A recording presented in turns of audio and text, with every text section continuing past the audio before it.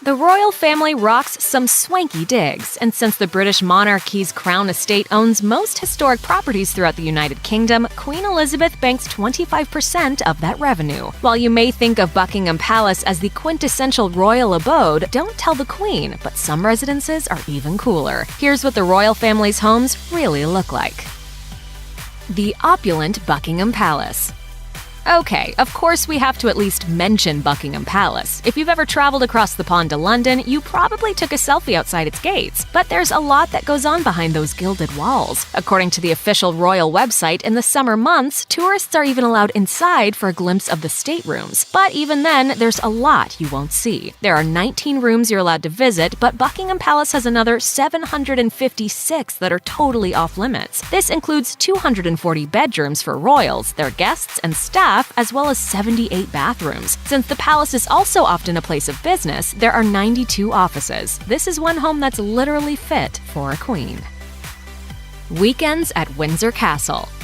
Another royal residence that's occasionally open to visits from commoners, Windsor Castle is part gorgeous Gothic home and part fortress, and it's actually the longest continually occupied castle in the world, according to the official royal site. Queen Elizabeth uses Windsor for dual purposes, as a private residence on the weekends and an official residence when performing royal duties. There's even a fully functioning chapel on the site, with daily church services that are open to all who wish to worship. This chapel is considered a royal peculiar because its allegiance is to the Queen, not to one particular bishop or archbishop. You may also know it as St. George's Chapel, the venue for Prince Harry and Meghan Markle's wedding. Holidays at Sandringham House.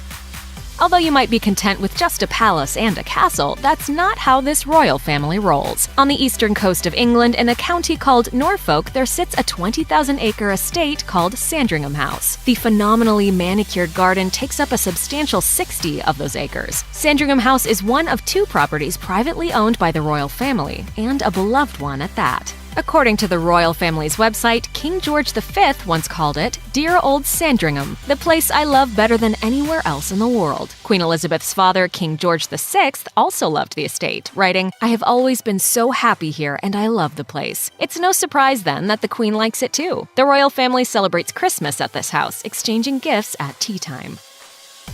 The Scottish Balmoral Castle.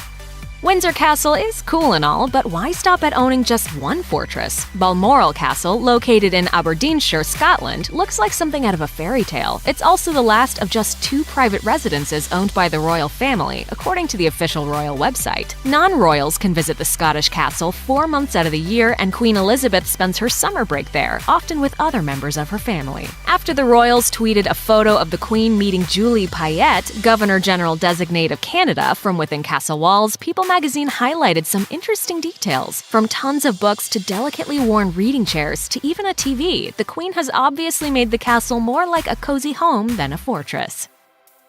The Palace of Holyrood House.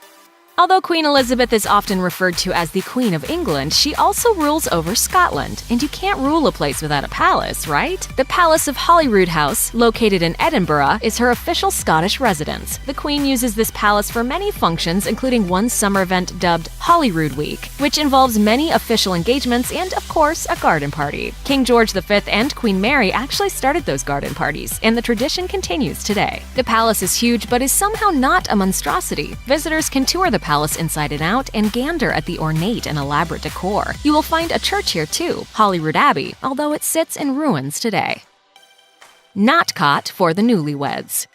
Although they're rumored to be upgrading in the near future, as of June 2018, Prince Harry and Meghan Markle are living on royal property at Nottingham Cottage, a small house on Kensington Palace grounds. And before Harry and Meghan moved in, Harry's royal older brother, Prince William, and his wife Kate Middleton lived there. Unlike Buckingham Palace with its 240 bedrooms, Knotcott has just 2. But living on palace property also means the couple is surrounded by the beautiful Kensington Gardens. Royal expert Katie Nicholl told Entertainment Weekly that Markle loves to run laps around Kensington Gardens, something groundskeepers say the late Princess Diana loved to do too. William and Kate's Apartment 1A. As of June 2018, Prince William and Kate Middleton are living in Apartment 1A on the grounds of Kensington Palace, a stone's throw away from Harry and Meghan in Knotcott. It's the couple's second time living in the home. Prior to William and Kate's first stay at 1A, a renovation costing as much as $7.6 million was needed, since there had been no update since the late 1940s. CNN reported the couple also contributed a portion of their own money for the upgrade. Home Sweet Clarence House. Now that you know where the Queen and the most royal of grandkids live, where does that leave Prince Charles, the one who's next in line to the throne? Much like his mother, he has a few royal residences he likes to call home. But Clarence House is the official residence in London, which he shares with his wife, Camilla Parker Bowles. The official royal website explains that although it has evolved over the past 2 centuries with the addition of Prince Charles's artwork as well as new paint and textiles, much of the home remains the same. Even centuries-old furnishings and art collections have stayed put. In fact, an original Monet from Queen Elizabeth I is still on display, according to the Crown Chronicles. Prince Charles's renovations were, in many ways, an ode to those who came before him. Although the library only houses 2 bookcases, they are completely filled with books from George VI and the Queen Mother. Prince Charles's family home. Clarence House is far from Prince Charles's only abode. He also resides at Highgrove House in Gloucestershire, England. This is the family home of Charles and Camilla. The house also happens to be home to an epic garden. According to People, the property features a treehouse which was originally built for Prince William in the late 80s. Landscape writer and artist Bunny Guinness recalled the prince's words to the treehouse designer, telling People young William wanted it to be as high as possible to get away from everyone. I want a rope ladder which I can pull up so no one can get at me. Although William probably doesn't get much use out of the treehouse these days, Prince George and Princess Charlotte can surely enjoy exploring the garden. Living it up at St. James's Palace. St. James's Palace is home to several members of the royal family, as well as their household offices. Sisters Princess Eugenie and Princess Beatrice are 2 of the royal family members who have resided there. But unfortunately for them, they didn't get to stay for free, as do many of their royal relatives. In 2012, the sisters became ineligible to live rent-free at the palace because, according to Express, they completed their education and did not take on any official royal duties. Instead, an annual $28,000 bill for the princess's 4-bedroom apartment got handed over to their father, Prince Andrew. This seems a bit like a technicality, as they can certainly afford it, considering Eugenie grew up with cash that could fund this fully decked-out playhouse. But as of May 2018, Eugenie and her fiancé, wine merchant Jack Brooksbank, have officially moved into the Ivy Cottage at Kensington Palace. Hillsborough Castle.